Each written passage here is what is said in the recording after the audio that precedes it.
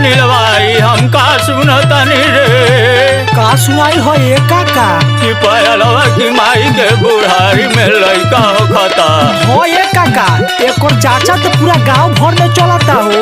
अच्छा ठीक बा, चल चल के पूरा लकी राजा से सुने के। अच्छा ठीक बा। जब ससुई जवान तब पतोहिया नादान, भेजी लइकन के बहरा खेले गुड़ पियान।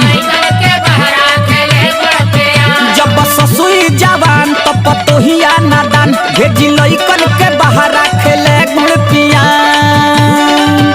अरे दुनु बेरा खोजे ले खाए के गाजर, दुनु बेरा खोजे ले खाए के गाजर। सासू के होखे लइका पतोह करे काजर, सासू के होवे लइका पतोह करे काजर।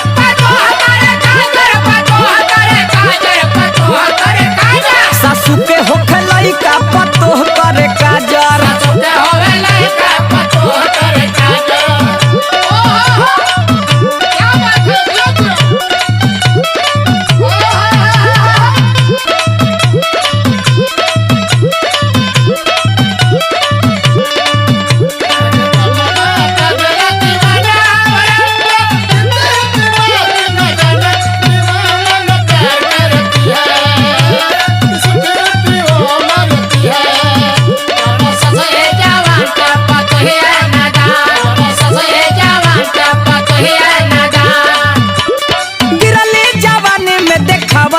जादू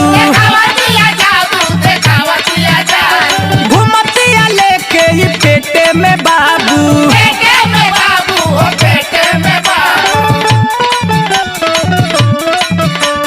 गिरली जवानी में देखावतिया जादू, घुमतिया लेके ही पेटे में बाबू।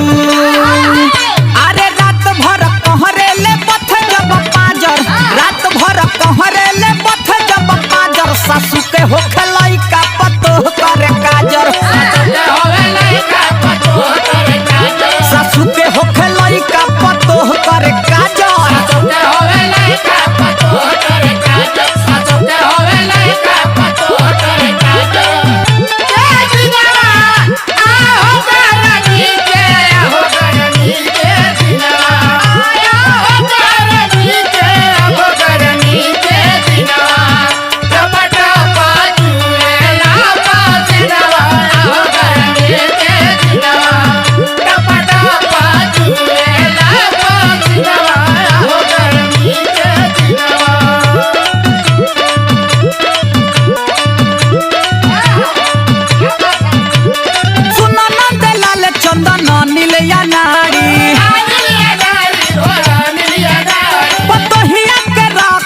ससुई पछाड़ी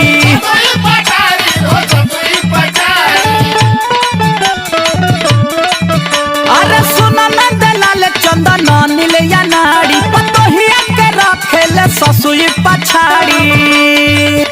अरे एकरायती से लकी राजा भइले झाझर, एकरायती से लकी राजा भइले झाझर। सासू के होखे लइका पतोह करे काजर, सासू के होवे लइका पतोह करे काजर।